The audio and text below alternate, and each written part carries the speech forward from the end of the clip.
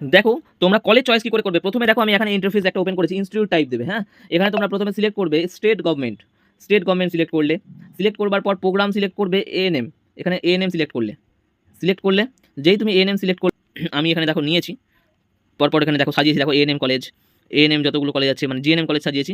দেখো এনটিএস প্রথমে করলেনি, তারপর জলপাইগুড়ি নার্সিং ট্রেনিং স্কুল দিয়েছি, তারপর কি করেছি সব জিএনএম কলেজ দেওয়ার পর যেগুলো এএনএম কলেজ আছে দেখো এএনএম। এবার তোমাদের একটা কথা বলি, তোমাদের কিন্তু কলেজ চয়েসটা কিন্তু খুব ভাইটাল। কলেজ কি করে তোমরা চয়েস করবে, তোমরা যদি একটু দূরে র্যাঙ্ক করো, 5000 র্যাঙ্ক করো, তো সেই 5000 র্যাঙ্কের যে কলেজ চয়েস সাজানো তারা মানে সেটা কিন্তু ডিফারেন্ট। যারা 1000 থেকে 5000-এর মধ্যে র্যাঙ্ক করবে সেটা কিন্তু ডিফারেন্ট হবে।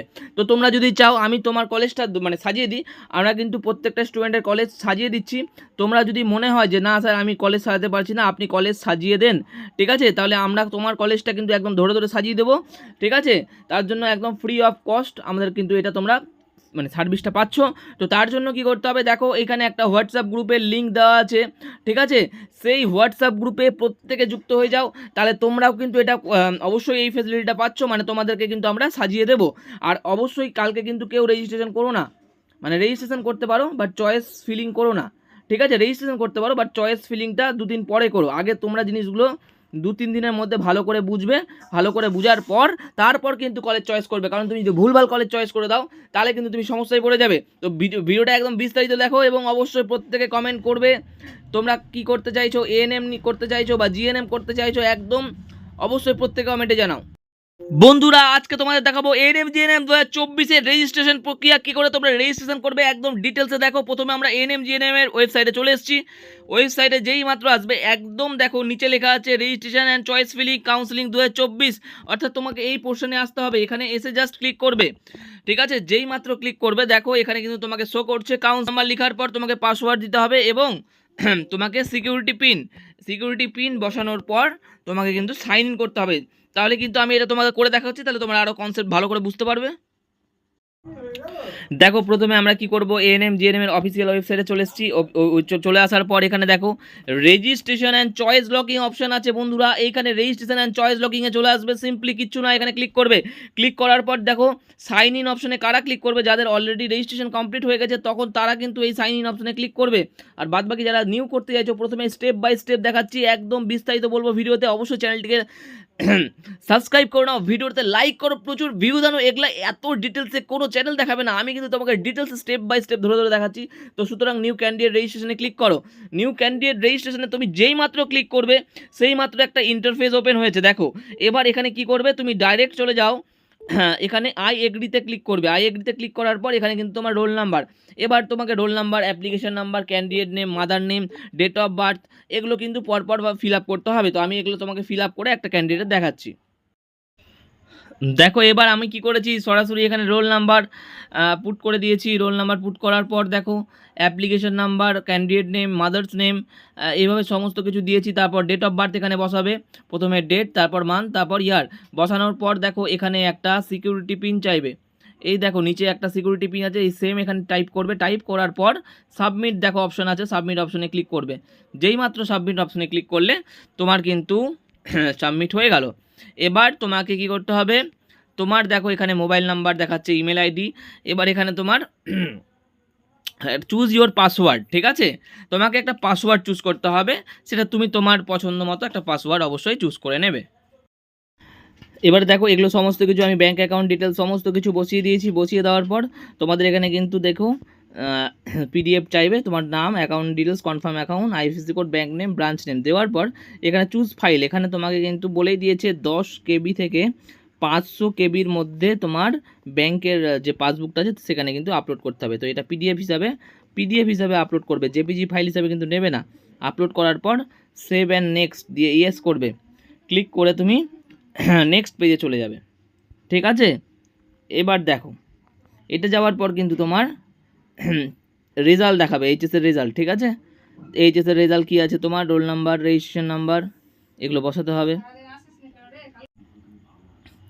এবার দেখো এখানে তোমার এইচএসের 12 পাসের সমস্ত কিছু লাগবে, পাসিং স্ট্যাটাস, পাসিং ইয়ার এগুলো তো অলরেডি থাকবে।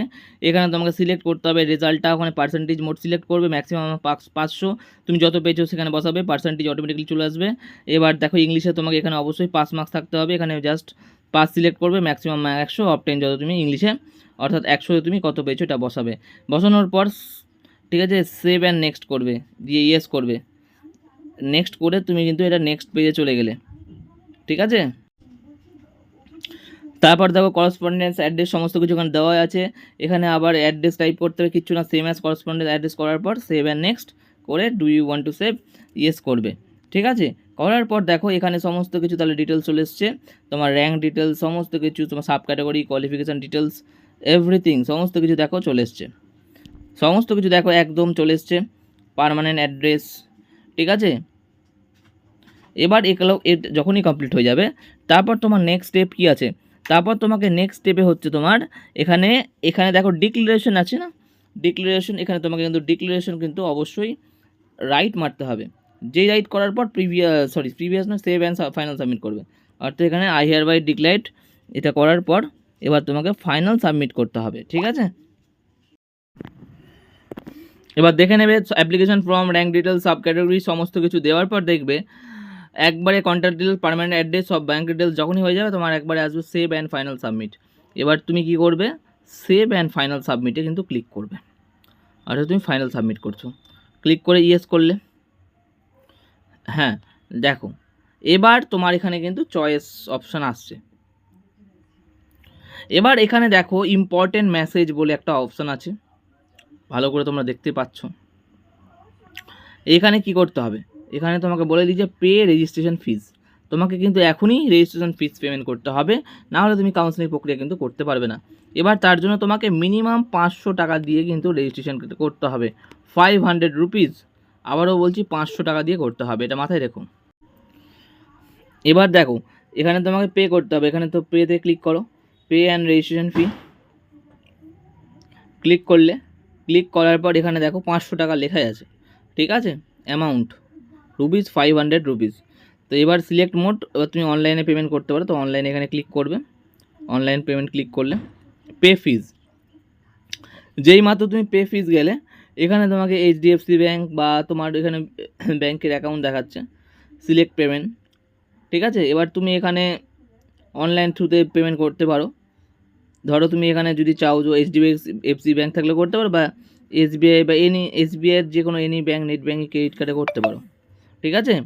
এবারে ধরো এখানে দেখো তোমরা কলেজ চয়েস কী করে করবে, প্রথমে দেখো আমি এখানে ইন্টারফেস একটা ওপেন করেছি, ইনস্টিটিউট টাইপ দেবে। হ্যাঁ এখানে তোমরা প্রথমে সিলেক্ট করবে state government, state government select করলে, সিলেক্ট করবার পর প্রোগ্রাম সিলেক্ট করবে এএনএম, এখানে এএনএম সিলেক্ট করলে, সিলেক্ট করলে যেই তুমি এএনএম সিলেক্ট করলে, হ্যাঁ এবার দেখো এখানে আছে আর কিছু তোমার করতে হবে না, ইনস্টিটিউট টাইপ তুমি যেহেতু দিলে, এবার এখানে কিন্তু তোমাকে এখানে আমি এখানে দেখো নিয়েছি, পরপর এখানে দেখো সাজিয়েছি, দেখো এএনএম কলেজ, এএনএম যতগুলো কলেজ আছে মানে জিএনএম কলেজ সাজিয়েছি, দেখো এনটিএস প্রথমে সাজিয়েছি, ANM training college, JNM hospital Kalyani, তারপর Jalpaiguri nursing training school, district hospital Darjeeling, Kalimpong, Alipurduar, এইভাবে করে পরপর যতগুলো জিএনএম কলেজ সবগুলো সাজিয়েছি।